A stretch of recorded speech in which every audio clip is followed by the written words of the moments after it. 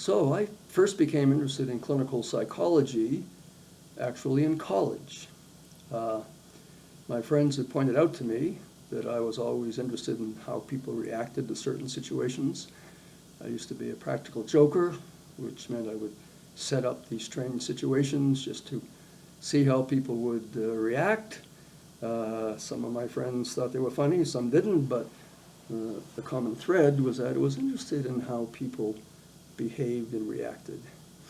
In those days, the tenor of the times was psychoanalysis, and as an undergraduate, I began reading about the psychoanalytic study of literary figures, because I was also very interested in literature. This is back in the 1960s now, and almost became an English major, a literature major, rather than psychology at Notre Dame, where I went to college.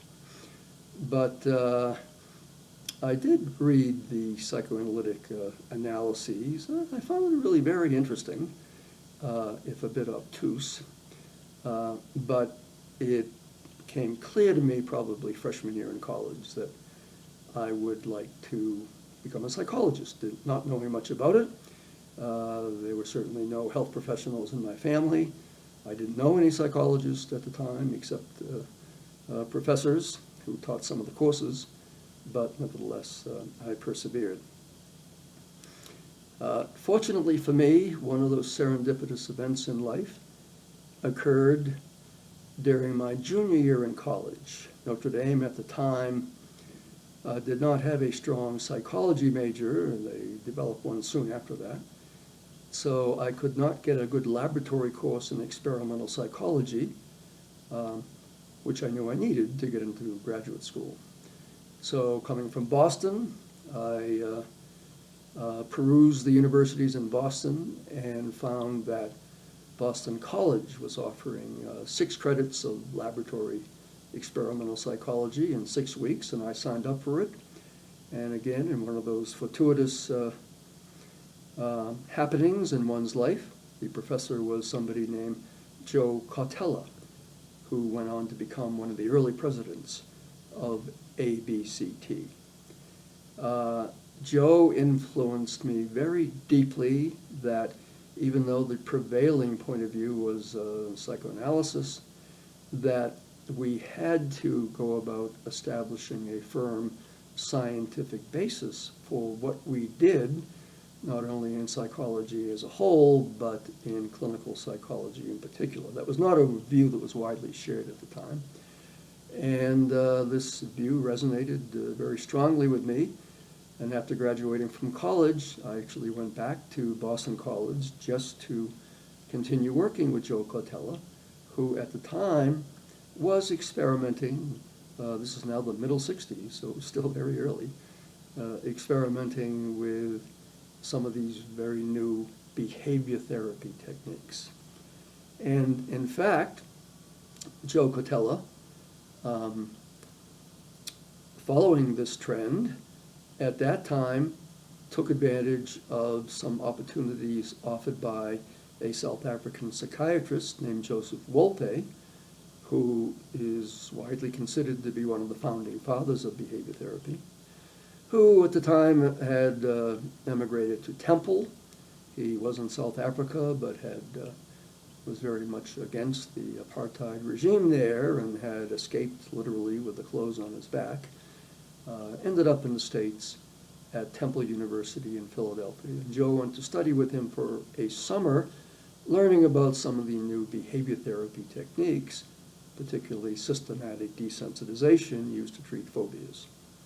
So he came back from that. I began working with Joe, and when I graduated, when I got my master's at BC, they at the time were not offering the Ph.D., so I looked around the country, really around the world, for doctoral programs that had at least some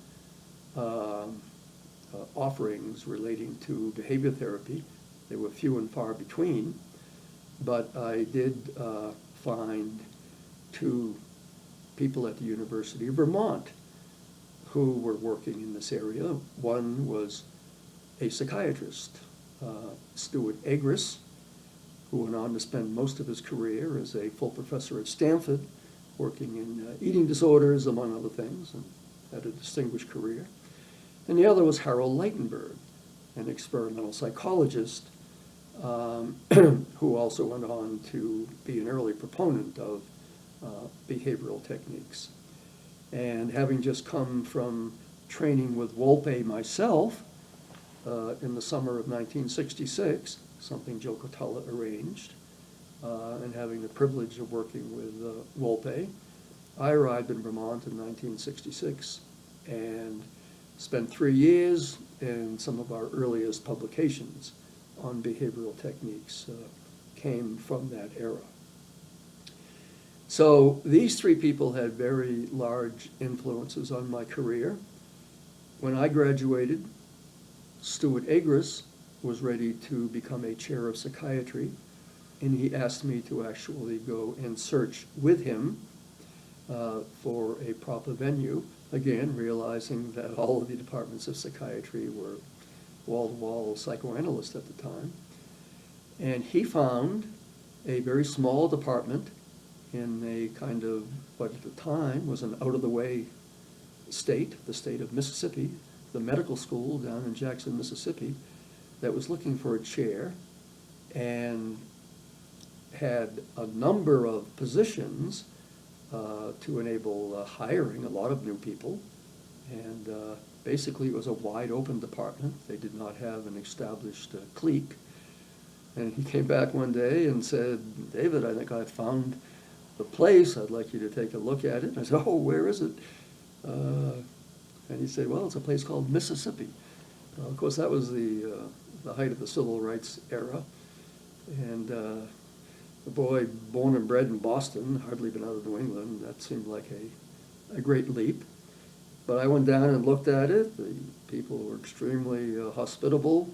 Most of the segregation battles were over by then. Not that a lot of the bias and prejudice was over, but nevertheless, the medical center was a very cosmopolitan place, and we spent 5 productive years there.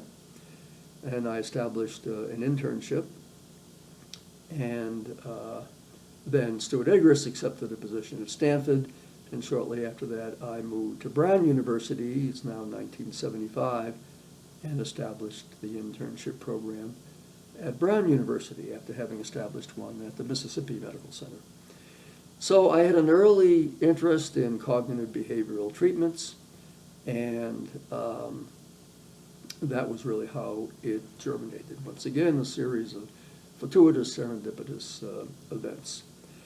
My own contributions to the field, such as they are, grew out of that. There was an early interest in anxiety because we treated people with phobias and other anxiety disorders with systematic desensitization. Harold Leitenberg was trained as an operant psychologist, experimental analysis of behavior, and together we took some of the procedures emanating from the laboratories of operant psychology, the animal laboratories, developed really right from Skinner's work, focusing on single organisms, and we developed something that came to be called single-case experimental designs, that we were actually looking at functional analyses within individual patients of certain treatment components. And so that was a contribution that actually had and continues to have something of an impact. And using that kind of methodology and our interest in anxiety and related disorders, what we now call emotional disorders, most of my career has been focused on that. Now, we've come from the days when those of us who were cognitive behavioral in orientation were in a distinct minority and really not respected, certainly by our peers or by policymakers, and by the press, who would often be equated with brainwashers and Clockwork Orange, which was a popular movie at the time. We've come from a position where our kind of evidence-based, scientifically generated approaches to psychological treatments have not become the first line treatments, and we're continuing to make advances. And one can see this by looking at the success they've had in the United Kingdom with the program to advance psychological treatments, IAPT they call it, where basically the whole National Health Service has adopted these treatments as first-line treatments, particularly for anxiety and depression rather than drugs. We've seen the success in the VA system, where they've spent billions of dollars hiring thousands of psychologists to implement evidence-based treatments, particularly for PTSD, but also for other disorders throughout their system. And clearly, the cognitive behavioral techniques, the time has come for these evidence-based procedures. We still have a lot of work to do in terms of best disseminating these treatments. It's much easier in single-payer health systems, such as the UK, other places in developed countries. But we're making great progress in that area.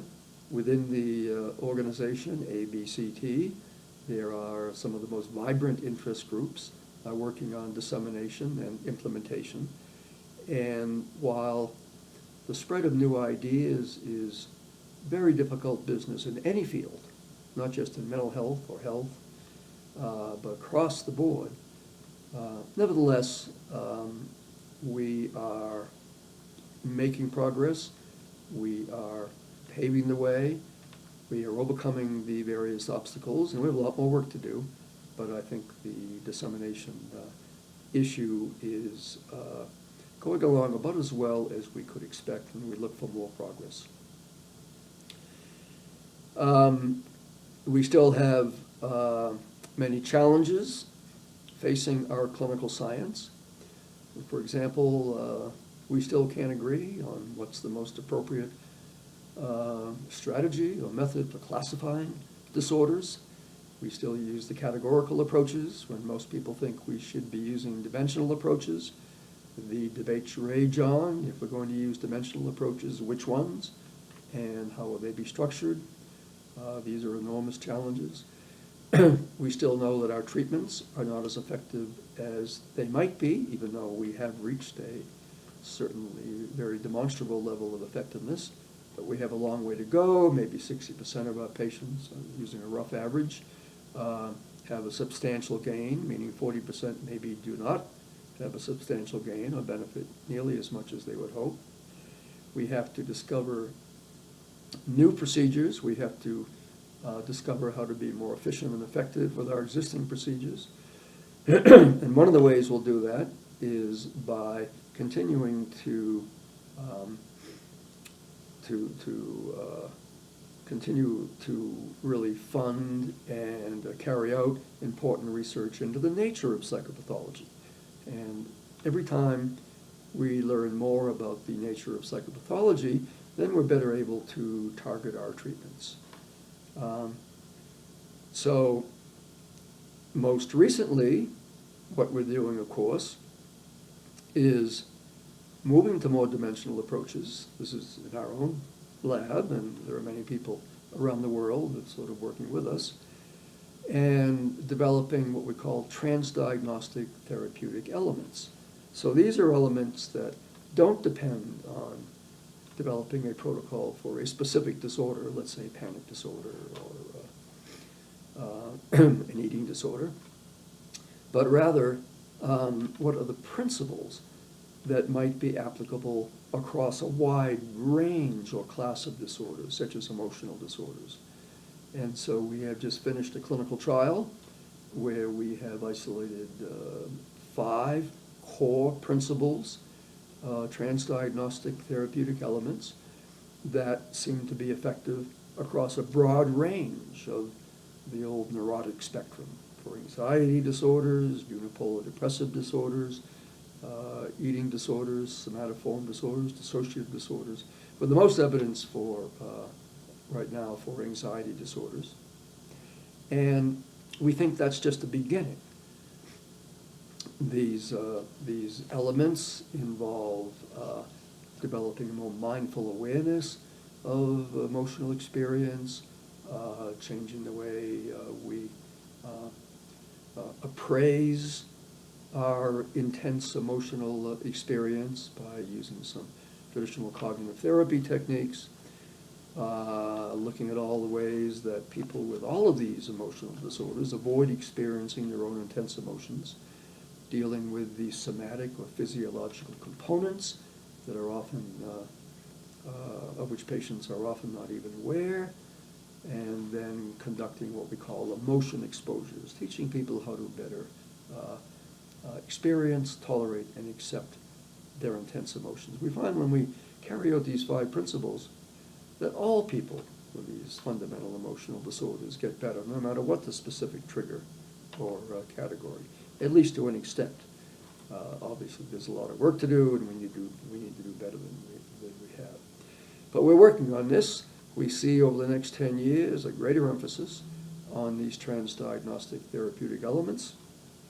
There are people also looking at other elements that are transdiagnostic that we need to look on, such as increasing positive affect, in addition to dealing with a strong negative affect in the ways that I've just described, or neuroticism, if you like, temperamental variables.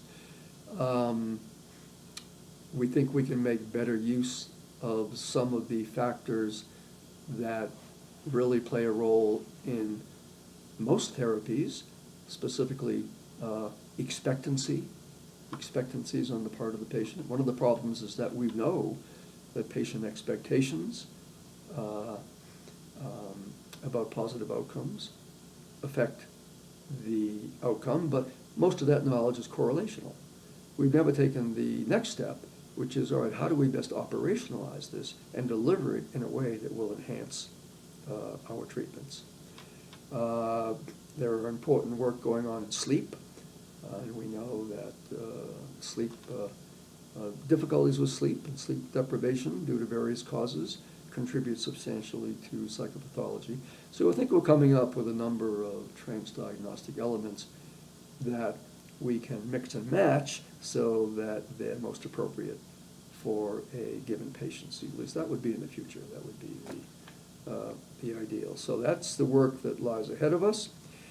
One of the reasons that ABCT has really had such an enormous impact and is so successful on this, the eve of our 50th anniversary. And by the way, I was at the first meeting some 50 years ago, so I watched it grow over the years.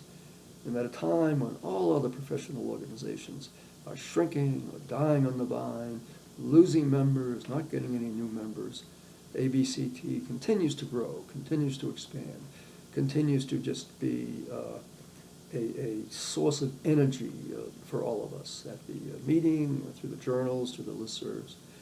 And it's been my professional home now for 50 years, and there won't be too many more years, obviously, but nevertheless, it is a place where you can become inspired to carry out the work in front of us.